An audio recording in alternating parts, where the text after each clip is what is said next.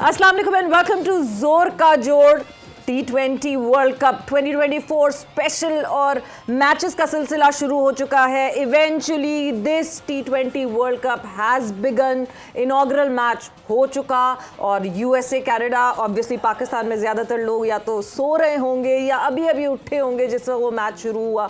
So yes, उस match के हवाले से हमारी डिस्कशन ज़रूर होगी। आज एक और मुकाबला होगा, उसके हवाले से भी बात करेंगे। कौन सी वो दो टीम्स होंगी जो एक्शन में होंगी वो भी डिस्कस करेंगे। And a lot more to discuss today. मैं हूं सवेरा पाशा और मेरे साथ मौजूद हैं हाफिज मोहम्मद इमरान। और T20 क्रिकेट चूँकि पहचानी जाती है अपने चौको छक्कों की वजह से और रिवायती अंदाज में, फिर जिसको लोग देखना चाहते हैं, जिसकी बहुत ज़्यादा मांग है और जिस वजह से इस क्रिकेट को बहुत जल्द मकबूलियत मिली है, वो हैं चौके छक्के। और आज जिस तरह से आगाज़ हुआ है इस वर्ल्ड T20 चैम्पियनशिप का, तो यकीनी तौर पर जो सोए रहे वो उससे महरूम रहे और जो जाग रहे थे वो महजूज़ हुए। तो ये इस क्रिकेट का, इस वर्ल्ड कप का आगाज़ जिस तरह से यूएसए और कनाडा, लोग इनको कहीं इस तरीके से नहीं देख रहे थे कि ये शायद इतनी अच्छी क्रिकेट खेलेंगे, लेकिन जिस अंदाज़ में यूएसए और कनाडा ने आगाज़ किया है वर्ल्ड T20 चैम्पियनशिप का, तो सवेरा उन्होंने सबको एक पैगाम तो ज़रूर दिया है। बिल्कुल पैगाम दिया है, डरा दिया है, दहशत। क्योंकि पाकिस्तान के पॉइंट ऑफ व्यू से ये मैच जो है बहुत इंपॉर्टेंट था, ऑब्वियसली बिकॉज पाकिस्तान के ग्रुप का मैच है ये। Group A was in action और जिस तरह यूएसए और कनाडा ने जिस तरह परफॉर्मेंसेस दिखाई और इंडिविजुअल प्लेयर्स ने जिस तरह परफॉर्मेंस दिखाई, एक हाई स्कोरिंग मैच हमें देखने को मिला। 194 सेट किया कनाडा ने एंड यूएसए ने चेस डाउन कर दिया उसको, वो भी 14 बॉल्स प्रायर। सो जिस तरह की प्रॉपर, वो कहते हैं ना, सुबह माड़ाधारी हुई है, जो कि T20 की एक एज है और T20 का यूएसपी है। सो उसके हवाले से बिल्कुल डिस्कस करेंगे और हमारी जोर का जोड़ की फैमिली जो है वो हमारे साथ मौजूद है। तो इंट्रोड्यूस करवाते हैं अपने जोर का जोड़ की फैमिली मेंबर्स को। हमारे साथ मौजूद हैं पाकिस्तान के former test cricketer Sohail Tanvir and Pakistan के former test cricketer Mohammad Wasim. अस्सलाम वालेकुम and welcome to the show. Thank you. वालेकुम सलाम।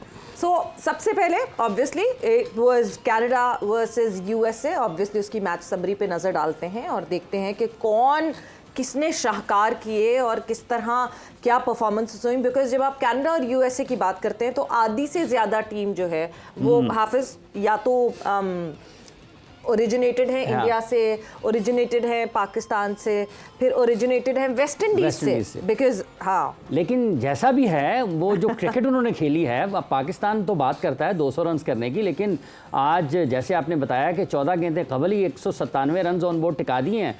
तो ये तो मैच समरी देखकर आज बहुत कुछ जो पाकिस्तान के डेटा एनालिस्ट हैं उनको इसके ऊपर काम करना पड़ेगा, क्योंकि पाकिस्तान के मैच में भी कुछ दिन ज़्यादा बाकी नहीं है, वक्त कुछ ज़्यादा बाकी नहीं बचा है। और अगर 194 रन कनाडा ने पहले बैटिंग करते हुए स्कोर किए और ढालीवाल जो हैं 44 गेंदों पर 61 रन, उसके बाद जो निकलस हैं उनके 31 गेंदों पर 51 रन हैं और महबूबा जो हैं इनके 16 गेंदों पर 32 रन हैं। तो आप जिसको भी देखें वो लगभग 150 के स्ट्राइक रेट से तो ऊपर जाता है। और सिंह साहब ने 4 ओवर्स में 27 रन दिए। हरमीत ने इनके 1 विकेट इन्होंने लिया है, ठीक है। कोरे एंडरसन की 29 पर 1 विकेट और उसके बाद जो अली खान है उनके 41 रन्स पर उनके 1 विकेट 4 ओवर्स में उन्होंने लिया। लेकिन जो आज असल में मारधाड़ की है, लाठीचार्ज किया है, वो किया है एरन जॉन्स ने। 40 गेंदों पर 49 और इनके इस 94 रन्स में नॉट आउट के 10 छक्के हैं।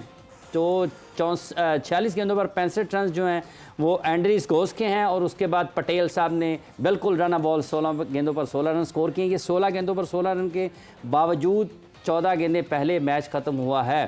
तो ये जो 17.4 ओवर्स में आज हदफ हासिल किया है यूनाइटेड स्टेट्स ने, और पैगाम है जी अल्लाह अल्लाह, आप कुछ तैयार हो जाएं। सो यस, एरन जोन्स जिन्होंने जो है वो वर्ल्ड रिकॉर्ड में टॉप 3 पे भी आ गए हैं, जहाँ पे एक इनिंग में जो है वो 10 छक्के हिट किए हैं। सो यस, शुरुआत हो गई है वर्ल्ड कप की एंड वर्ल्ड कप के साथ ही छक्के चौकों की और रिकॉर्ड्स की। जी सुहेल। अच्छा मैच, मैंने कल जैसे कहा था कि एक अच्छा मैच, क्योंकि ये दोनों टीमें आपस में बहुत ज़्यादा क्रिकेट लड़के एक दूसरे को जानते हैं। कनाडा वाले इधर अमेरिका आके बहुत क्रिकेट खेलते हैं, तो दोनों टीमों के प्लेयर्स एक दूसरे को जानते थे अच्छे तरीके से, उनकी स्ट्रेंथ वीकनेसेस का पता था। तो एक I was expecting a close encounter. दोनों तरफ से बैटिंग डोमिनेंस हमें नज़र आई, दोनों टीमों की बैटिंग। जब आप कनाडा ने जब टारगेट सेट किया, आप देखें उन्होंने 194 एंड देन जिस तरीके से चेज डाउन हुआ वो, I mean it's remarkable. Obviously ground का उसमें एक ज़रूर हाथ है कि एक छोटा ग्राउंड है डैलस वाला, और अगर आपने मेजर लीग को फॉलो किया हो जो लास्ट ईयर यहाँ पे हुई थी, तो ये एक हाई स्कोरिंग वेन्यू है जी। पिच बड़ा अच्छा है जहाँ पे ना सीमर को इतनी खास हेल्प मिलती है और ना स्पिनर्स के लिए कुछ है, क्योंकि बाउंड्रीज भी छोटी हैं। तो यहाँ पे जितने भी मैचेस होंगे मेरे ख्याल में वो हाई स्कोरिंग गेम्स होंगे।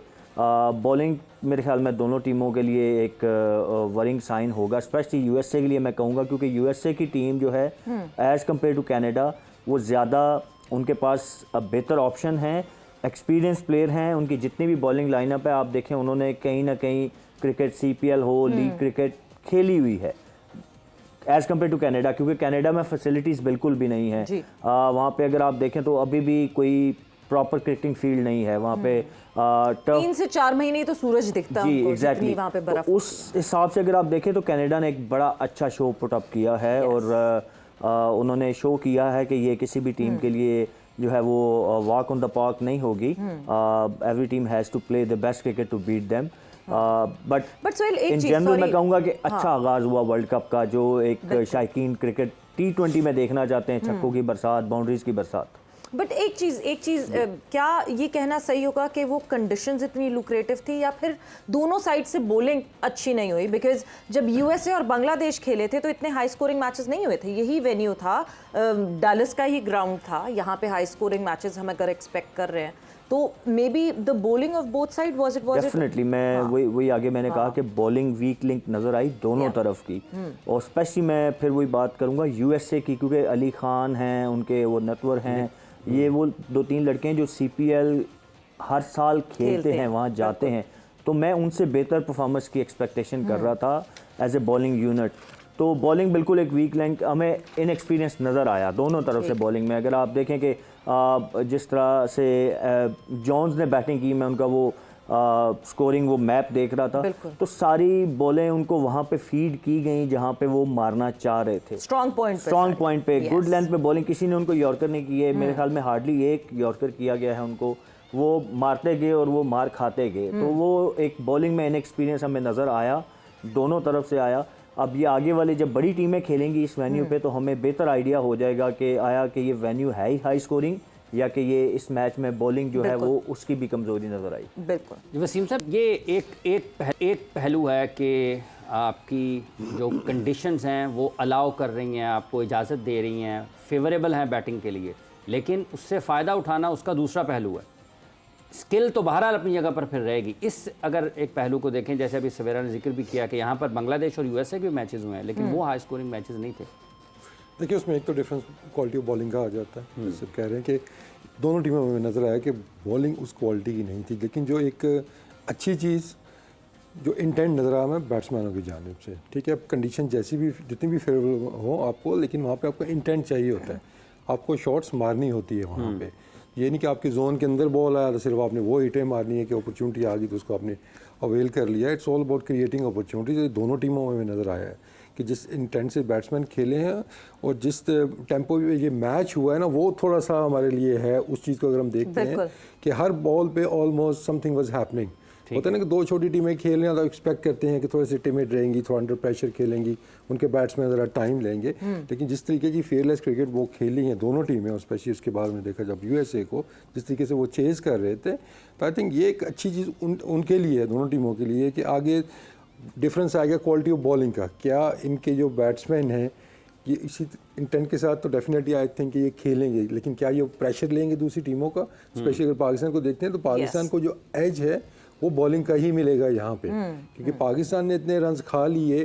तो इस तरीके से जिस तरीके से इंटेंट से ये बैट्समैन खेले हैं, हमारे पास कम बैट्समैन है। टोटल मैच में आई थिंक 21 या 22 छक्के लगे हैं इस मैच के अंदर। तो जब पाकिस्तान को 12-15 छक्के मारने की ज़रूरत पड़ी तो वी विल स्ट्रगल रिगार्डलेस की कंडीशंस कैसी हैं, बाउंड्री का साइज़ क्या है, क्योंकि हमारे पास 2-3 ऐसे बैट्समैन हैं कि जो आराम से ऐसी बॉलिंग के खिलाफ भी आपके ख्याल में मैं 10-12 देखिए छक्के मारना इज़ लाइक समटाइम होता है ना कि आपके एक स्किल होती है आपकी, उसमें बॉलिंग का भी इतना फ़र्क नहीं है उसमें ना, कि बॉल जोन में आपके आया वो अच्छा बॉलर है, ये जो भी बॉलर है जिसने छक्का उस पर मारना है उसने मारना है उस पर, तो वहाँ पे डिफरेंस जो आएगा वो बॉलिंग का आएगा। तो एज़ यूजुअल पाकिस्तान की बॉलिंग का बहुत ज़्यादा रोल होगा। पहले मैच में डेफिनेटली ये चीज़ नज़र आई है कि डिफरेंस ऑफ जो बॉलिंग हमें नजर आई कि क्वालिटी नीचे थी, लेकिन बैट्समैनों की क्वालिटी दूसरी तरफ देखते हैं तो ये नहीं कहते we can't take things away from them कि जी वो हल्की बॉलिंग थी तो उन्होंने रन्स कर दिए। नहीं, जिस कुछ तरह की शॉटें क्लीन उन्होंने हिटिंग जो एरन मारी जोन्स ने हैं, की है, बिल्कुल कुछ शॉटें जो बाद में हमने जोन्स ने मारी हैं या पहली इनिंग्स में हमने देखी हैं कि वो तो आपकी जो टेस्ट प्लेइंग नेशन है उनके भी बैट्समैन कुछ शॉटें जो एक्स्ट्रा कवर के ऊपर से जा रही थी खिंचे हुए बॉल के ऊपर लेंथ को, उसके बाद इम्प्रोवाइज भी उन्होंने किया है, तो स्किल मौजूद है उनके पास। तो बॉलिंग का जो फ़र्क है वो आगे चल के हमें पता चलेगा कि सरफेस के अंदर एक्चुअली बॉलर्स के लिए है क्या, क्योंकि कल के मैच में तो हमें कुछ नज़र नहीं आया।